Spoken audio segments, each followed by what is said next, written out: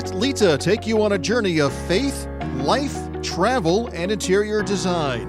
Take your life out of the status quo. Status Life with Lita is brought to you by Status Home Design and the shops at Status, and by the law office of Derek M. Hayes at 404-777-HURT. Hello and welcome to Status Life with Lita on Business RadioX. We are broadcasting live for the first time ever at our brand new home, and we're thrilled to be here and try out, to do a remote. I think in the year plus we've done the show, we've never once done a remote, so this is our first time. That's not true. When did we do a remote before? When I had COVID. Oh, that's right. We did a COVID show. That's right. I forgot all about that. Well, today's show on Status Life with Lita, it's her mission to bring her knowledge to help each of us design a life we love. My name is Derek Hayes, and I'm the host of the show, and it's my pleasure to introduce my life partner, as well as business partner. No. As well as Beyonce, your life partner. I was getting to that. Miss Lita Brooks. Hey, everybody. Hello. Welcome. It is wild. We're literally sitting at our dining room table, our kitchen table, and looking out over the backyard and doing this remote broadcast. So it's nice. Yeah, it's great. But I will say we do have our producer, Mike. He's on the phone or on the call. He's always kind of handling things. So, hey, Mike. Mike is in studio. So this is kind of an interesting way to do it. Trying something new. Right? We didn't have to get out, get all glammed up, and we're going to tape. Yeah, right, it takes me forever to get all glammed up. I'm not good at that. Well, let's talk a little bit about our summer and kind of what's been going on for the last month and a half. And I really feel like I have this saying, right? When it's that casual conversation. Hey, how are you? Hey, how are you? My go-to response is always, I'm good, but I'm busy. And I almost feel like that puts a negative connotation on someone genuinely wanting to know how you're doing, but I'm busy. Well, that's true, though. We are always busy. I know, but I got to get a new something. I'm good. Why can't I just say I'm good? I'm good. Kids are good. Derek's good. I don't have to have the but in there, right? That gives it a negative spin, I think. But I truly am busy. It's true. I'm good, but I'm always going full speed. Yeah. But, and I guess it's just the but that I'm having a hard time with. We are busy, and what's one of the reasons we are here remotely today. We just have so much going on. We have moved. We're here at the new house. I'm currently staring at walls that are sheetrock patched. We have moved walls. We've done so much construction. We are tearing this house up and renovating it from top to bottom. And, the problem right now in the home construction industry, as in many, many industries, there's just a shortage. There's a shortage of supplies. There's a shortage of labor. I have been waiting on the painter for over 2 months and cannot get on their schedule. We've been waiting on a stonemason, cannot get on the schedule. Waiting on a deck. I mean, everything. There is just not enough hands right now. We are sitting here mid-construction. Yeah, and one of the funny things about that is depending on what week you talk to them, they quote for, as an example, the deck goes from one price to another price based on the fluctuation of prices in lumber. Yeah. If we'd done this maybe a month ago, the lumber price was way up, almost astronomical, and now it's starting to come back down, which is good. So potentially in the delay, we might actually save a little bit of money, which is kind of crazy. That's true. It was up 300%, 300% a couple months ago. Now it's up 40%. We're still going to pay a little more, but we need a deck. Our deck is currently bowing in the middle, and I'm afraid for Derek to go out there and grill that the whole thing's going to fall down. Well, on top of that, we have kids. She's got her, so I've got mine too. We're blending. Yep. We've got kids that have now started, one in elementary, one in middle, and then one that I'm taking back to college tomorrow morning. That's right. So yeah, we're taping now. Again, when you listen to these podcasts, I always say they live forever. So you may not be listening in August in real time, but that's what we've got going on. We go a million directions. Derek, if you don't know, if you're tuning in for the first time, Derek is a very prominent attorney. I'll give you a little plug here in the Atlanta area. He owns his own law practice. And I own multiple businesses. I currently hold 4 LLCs with very active businesses with teams behind each one of them, with a 5th on the way. That's what I was going to say. We've got another one starting very soon. In fact, we're in the process now of furnishing the store with fixtures, buying merchandise, all those things to kick off probably late September.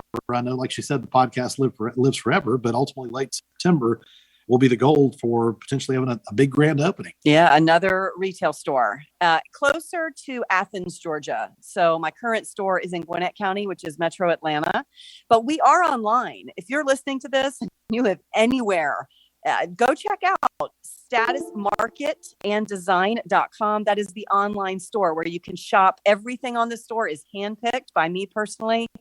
All gorgeous home decor. Follow the social media, and you can also, kind of see how all my team of designers puts it all up for display. As well as the store in Watkinsville, you're also going to have a design company there as well. Yes, I'll have another design firm. Yes, absolutely. But let's move on to today's show. What do we want to talk about? We have a great show, and I had a whole different show planned for today, and I decided to wait. So the next show, I'll go ahead and give it a plug. We just came from the America's Mart in Atlanta. They have the bi-yearly shows. They have the big international show in January and July. They're doing some mini shows in September and March, but I was fully prepared to do my next show as the current design trends, because isn't that what everybody wants to know, right? You want to know what's coming up, hot off the press, what are the designers seeing? What are the colors? What's the color of the year, etc. I was most interested in knowing what the color of the year is.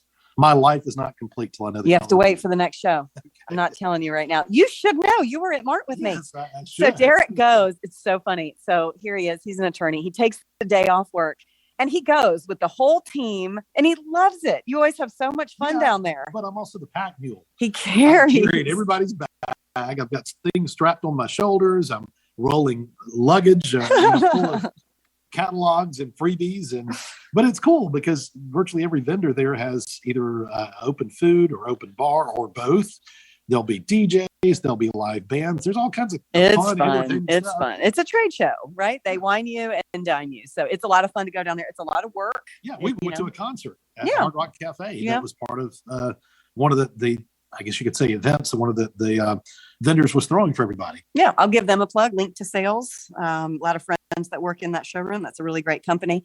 And okay, so enough about the Mart. So that's the next show. And again, I've got a ton of information. Get everything up on my website. Show you guys the current design trends. Well, the reason I decided to wait, and I'm really glad that I did. I had a listener who reached out to me. She sent me an email to my statuslifewithlita@gmail.com. I'll give you that email address. If something sparks and you want to send me a message, please do. And the message said, "Hey, Lita, I'm a big fan and I never miss your shows." Thank you. Her name is Heather, by the way. "I have something I'm struggling with, and I'm wondering if you could build a show around teaching people to make effective decisions." Okay. So my interest was piqued at this point. So I emailed her back and said, "I need you to elaborate. Give me a little bit more information." Happy to do it, but what are we talking about here? So what I learned in a follow-up email, she's struggling because she's in a management position at her job and she's trying to get employees to make decisions. Okay, fair enough. She's also struggling with her 16-year-old daughter, who is described as she put, quote, "the most indecisive person I know." And I chuckle because don't we all have a 16-year-old, right, who can't make a decision? She said it's like pulling teeth to get her to make a decision. Okay, so instead of replying and going back and forth with emails, I sent Heather my cell phone number so we could unpack all this a little bit further. So the rest of what I learned, she told me that her daughter also struggles with some OCD issues. All right. I asked her, general questions about her daughter. So she said she's 16. What's her personality? What's her interest? Just to get to know her a little better. So she's very sweet. She's outgoing only if you're close to her. She's very shy in social settings. Her interests, she likes dance, musical theater, but her OCD is causing a severe eating disorder. So she's not taking any classes at this time. So I found out that the issues with her daughter, that's a little bit more serious. She is in intense therapy and I am not a licensed therapy. So there's a lot specific to that I'm not going to be able to unpack. We're just going to talk about the indecisiveness and where some of this is stemming from, in my opinion. We discussed some of the frustration she's having as a manager, trying to get the employees she's responsible for to make decisions and stop relying on her for everything. So I really feel like that's probably where her question stemmed from. I think she's probably heard, well, she said she's heard all the podcasts, so she knows I'm a business owner. And then I think the question with her daughters, she sort of went, oh, I'm struggling with this at work and I'm struggling with this at home. I need your help. Well, I'm going to stop you for a second there and interject. I know, Heather's clearly not, but if you're listening for the first time, the reason why Heather probably messaged you is because she knows you're a multiple business owner. You lead multiple teams of employees. You're project director for all kinds of things as an interior designer. So I think she wanted to know how you do it. So some of the things that you potentially do to empower your staff to make decisions, I'm thinking she's probably reaching out to you on that level to find out, I guess, tips that someone who's truly experienced in doing this and does it frequently can kind of point out for her what she could do. Well, thank you for that perspective. Probably true. It's hard to see it in yourself. I mean, those are all the black and white things on paper. I own this, I do that, I own this. And even in my phone call with her, we were talking about the interior design position. And she said, how do you get your clients to trust you? How do you get an indecisive customer, homeowner to know, exactly what you're saying? And that, kind of took the conversation to a little bit, but it really is the same. I've worked with many, many clients over the years that are extremely indecisive, which is why they hire a designer. And you've got to have something really, really strong within yourself to A, make them trust you, and B, just make sure that you're guiding them in the right way. But again, that's the indecisiveness that they have, and you've got to be able to overcome it. So now let's talk, how do we do it? Yeah. Right? How do I do it? Let's help Heather. So if you kind of go back over Heather's question, I think it stems from two different age groups or two different points, two different scenarios, if you will. She's a manager. I know she mentioned that, and she needs to lead a team, however big that team may be. And she's also a mom trying to take care of a 16-year-old daughter who's struggling right now. So I think we ought to separate those two, because that would be two different things to address.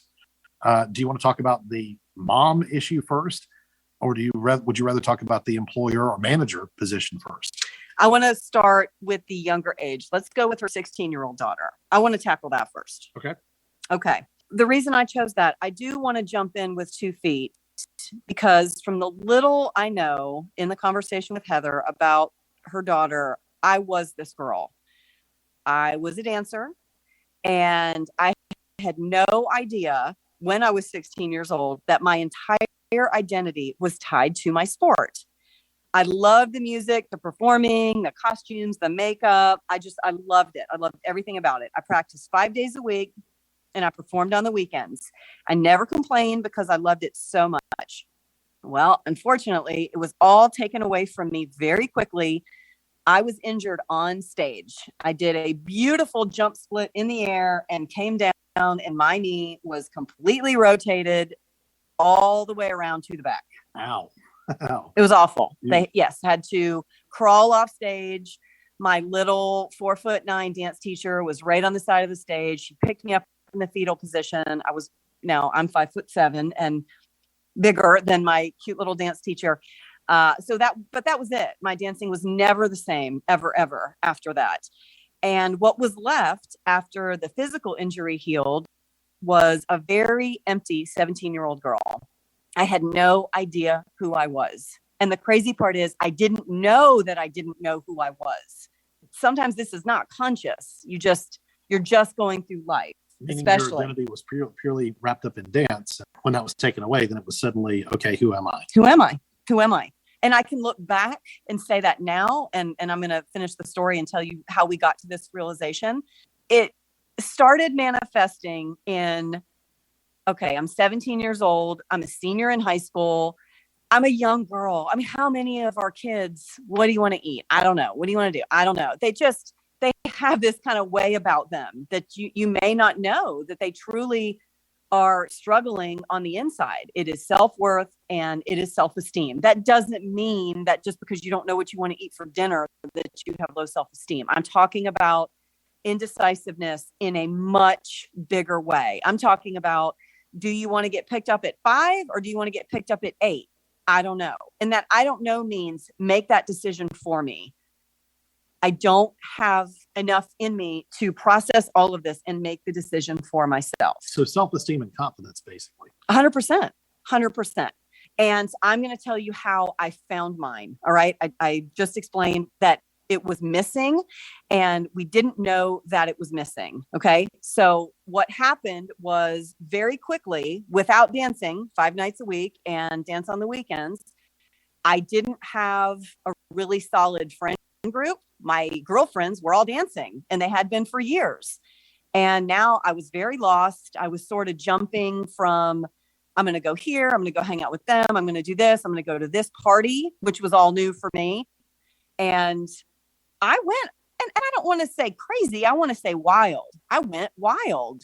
It was, Friday night football games and parties after and boys. Oh my gosh. I went boy crazy.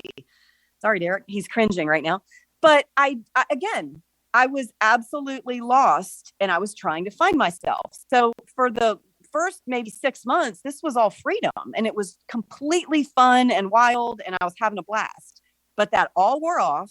And this empty shell of a 17-year-old girl was emerging. Anxiety was emerging. I started having panic attacks. I stopped wanting to leave the house. I spent an entire summer basically on my parents' sofa because now I was afraid of the panic attacks. And all of it started stemming from this hole that was in me. My parents didn't know what was going on. We went to multiple doctors. Of course, you start looking at physical. What's wrong? What's wrong? Well, there was nothing physically wrong. I was perfectly healthy on the outside and my body, but I was not healthy mentally. So the decision was made to send me to a psychotherapist, which honestly, that was life-changing for me.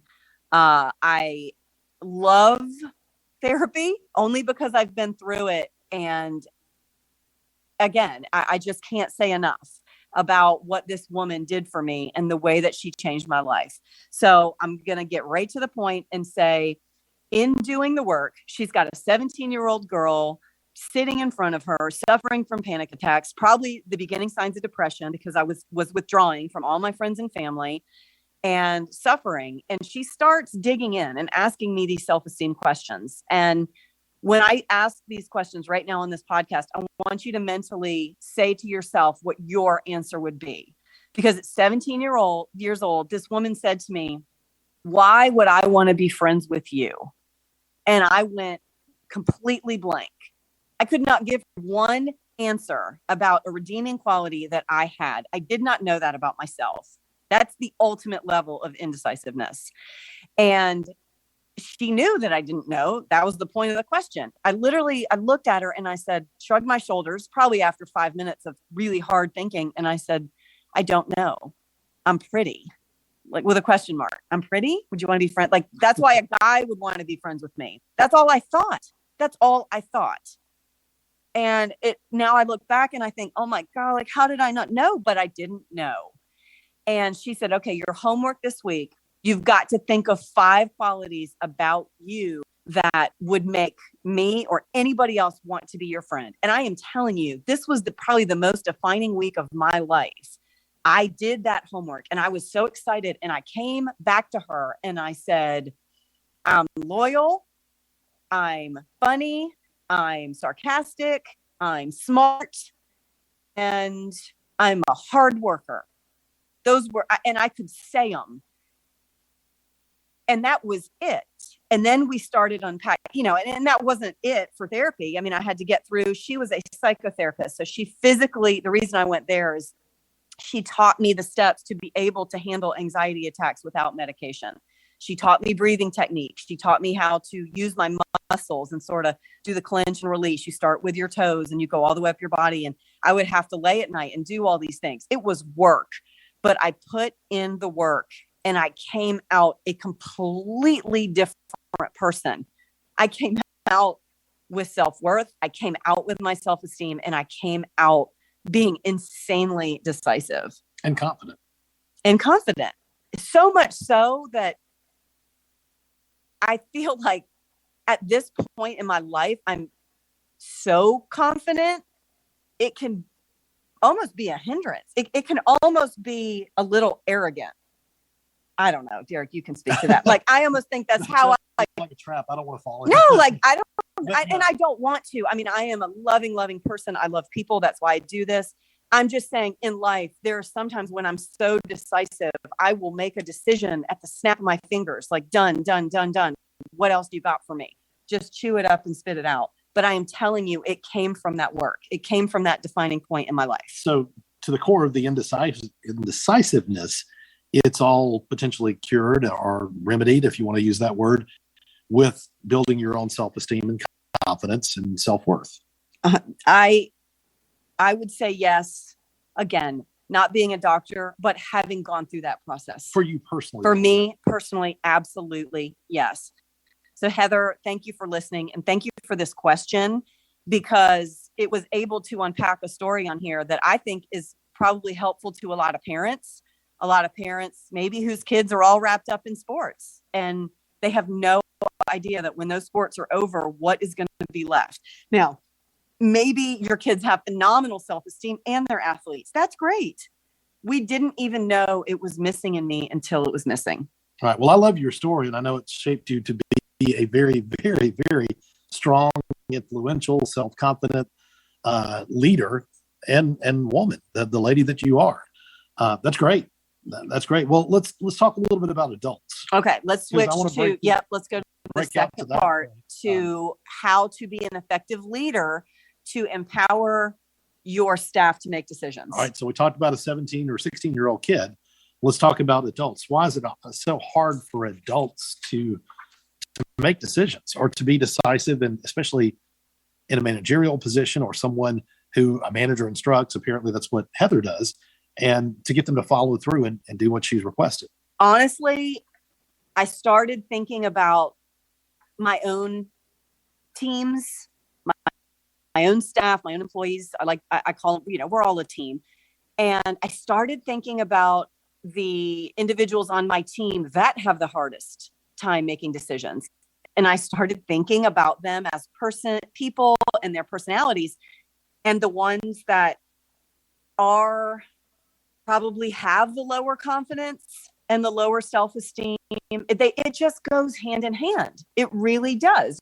If you start looking at the people in your life, you can say, oh yeah, they're very confident. They're very strong. They make decisions very, very quickly. So I started doing some research on this to be able to unpack this, because I always, in a teaching platform, I can give you my story, but I also need to be able to say, okay, Heather and everybody else, these are the steps to empower the team. Okay, you've looked at the team, you know who the people are. So now what are you going to do? What the research shows is, in most cases, if you have the indecision in your life and it's translating into work, you feel that you are less intelligent, less outgoing, and less capable. And they internalize and basically think, wouldn't it be better if somebody else made the decision? Of course, self-doubt and lack of trust, which is lack of self-esteem. It's all points to the same place. That's why I wanted to start with the 16-year first. It starts at the exact same place. If you don't trust yourself, if you doubt yourself, if you feel you're less intelligent, that may be the furthest thing from the truth. But if you're doubting your intelligence, you're not going to be able to make a decision.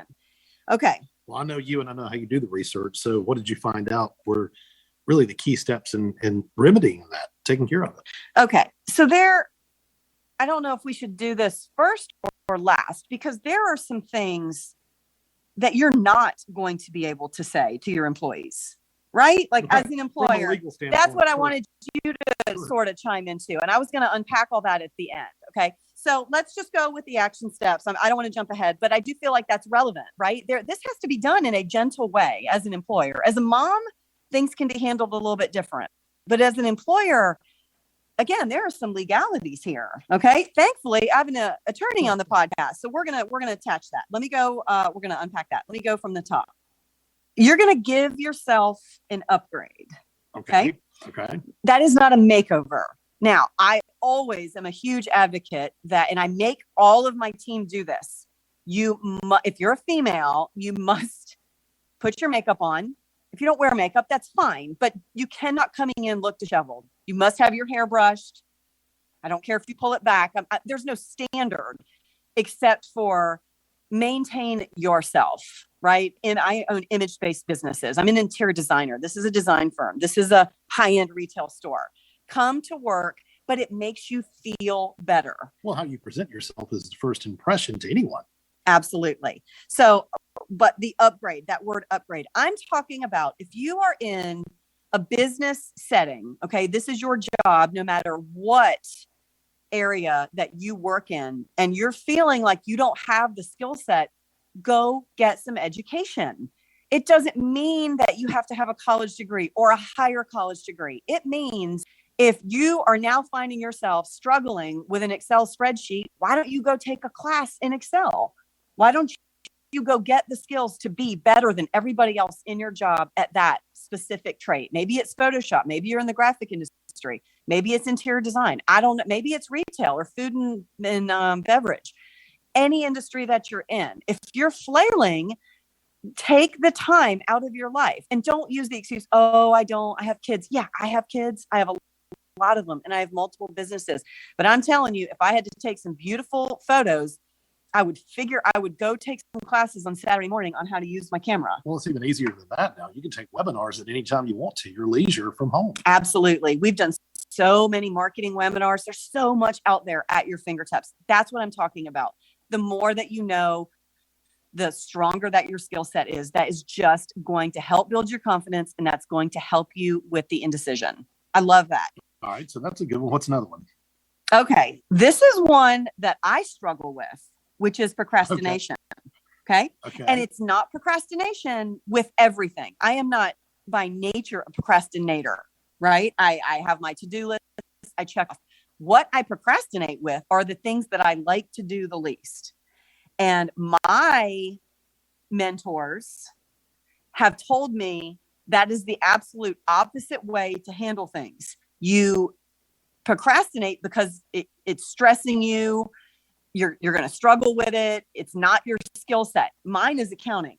I am not a mathematician. I despise the accounting and the bills. It's a special mindset to like playing with numbers. Oh, I envy those people because I am not one. And I put it off and I put it off and I get behind. So I do procrastinate. But what I've learned now is do it first and think of how much better you're going to feel. And that sounds, kind of silly in that regard.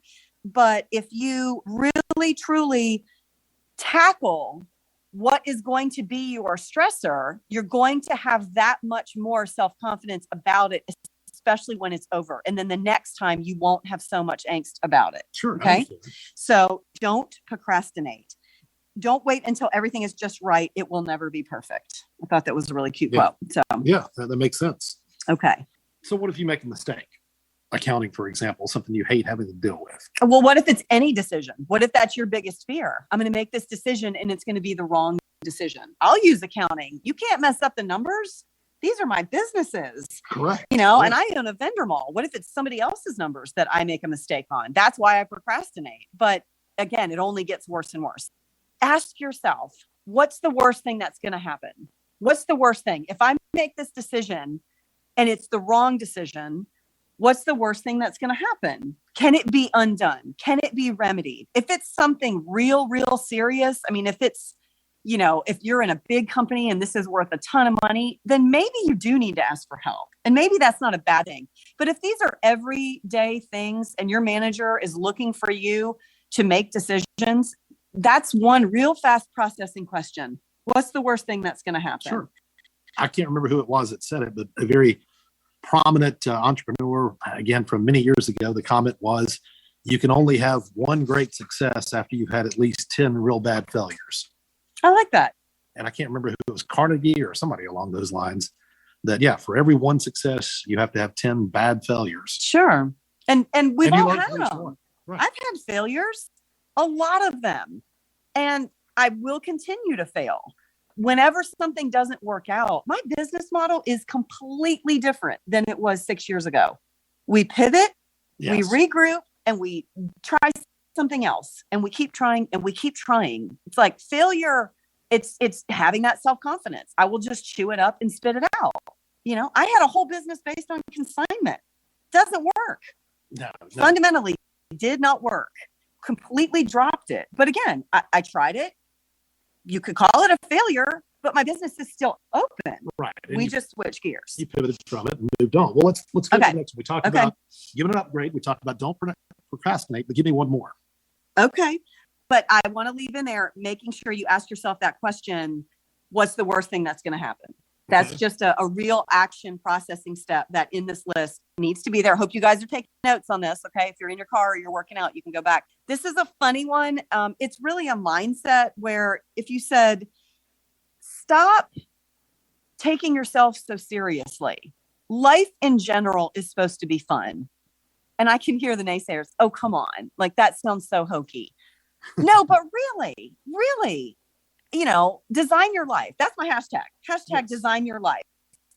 That is my branded hashtag. I love it. And it goes to this point. It should be fun. I love my jobs. Are they stressful? Yes, but they're still fun. I wouldn't keep going. I wouldn't push as hard if I didn't love it. Now, some of you could be in a dead end job. I understand that. That's a whole topic for another show. But quit taking it so seriously. What do you want for lunch? Who cares? Go have something fun. Go have something that's going to bring you pleasure.